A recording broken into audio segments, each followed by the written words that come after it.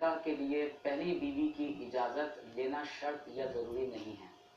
اور اگر کسی بھی اخلاقی ذمہ داری ہے مرد کی، اخلاقی ذمہ داری اجازت لی جائے، اس کی اطلاع میں اگر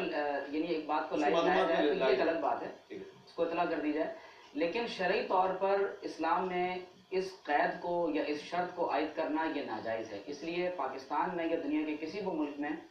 جو ایسا قانون بنانے کی کوشش کی جائے یا ایسا بل پاس کیا جائے کہ جس میں قید لگا دی جائے یا جس کے اندر جرمانہ مرد کو بھرنا پڑے، اس کا نتیجہ کیا نکلتا ہے؟ مرد بجائے اس کے کہ دونوں بیویوں کو ایک ساتھ رکھ کر ان کے حقوق ادا کرے، وہ ترجیح اس بات کو دیتا ہے کہ میں پہلی بیوی کو طلاق دے دوں۔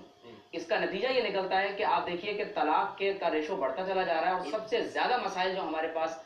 شرعی طور پر پوچھنے کے لیے آتے ہیں وہ طلاق کے مسائل ہوتے ہیں۔ اب آپ دیکھیے کہ گرل فرینڈ رکھنے پر کوئی پابندی نہیں ہے، آپ ایک عورت سے اپنے ناجائز تعلقات نعوذ باللہ قائم رکھیں، 2 سے 3 سے 4 سے، اس پر قانوناً کوئی پابندی نہیں ہے، لیکن جیسے ہی اس گرل فرینڈ سے کسی شخص نے نکاح کی کوشش کی تو فوراً قانون حرکت میں آئے گا، جو اس کا حق ہے، جو شرعی حق ہے۔ یعنی اگر آپ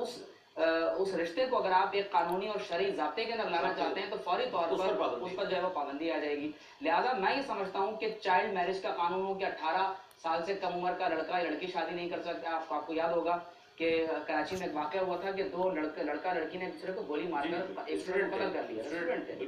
اب اس میں دیکھیے نا کہ 18 سال سے کم عمر میں ایک لڑکا یا لڑکی ہے تو یہ بہت بڑی رکاوٹ عمل بنتا ہے کہ وہ نکاح ہی نہیں کر سکتے۔ تو لہٰذا میں یہ سمجھتا ہوں کہ شرعی طور پر اگر ان چیزوں کو عام کیا جائے تو یقینی طور پر معاشرے سے زنا اور بدکاری کا خاتمہ ہوگا، اور ہماری وہ بہنیں بیٹیاں جو ابھی تک نکاح کے انتظار میں اپنے گھروں میں بیٹھی ہیں ان کے لیے بھی جو ہے وہ آسانیاں پیدا ہوں گی۔ کل رات ہم اپنے ایک عزیز ساتھی جو مصر سے تشریف لائے ہوئے تھے، شیخ محمد الطوخی، مصر کے بہت بڑے قاری ہیں، معروف قاری ہیں،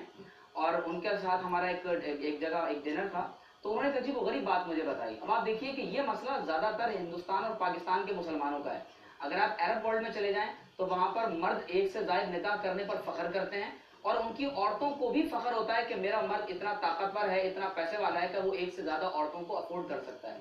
تو انہوں نے بتایا کہ مصر کے اندر جب عورتوں کی تعداد بہت زیادہ ہو گئی، مردوں کی تعداد کم ہو گئی، تو اب آپ اس سے اندازہ کیجئے کہ انہوں نے کہا کہ عورتوں نے باقاعدہ ایک ڈیمانسٹریشن پلے کیا،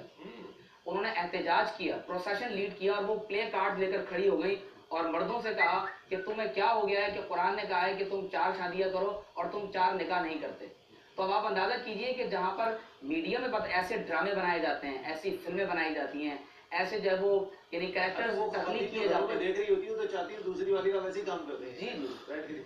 لیکن اس میں ایک رئیس بھائی بات بہت اہم ہے، وہ یہ کہ مردوں کو دوسری شادی کرنے کا شوق تو بہت ہے،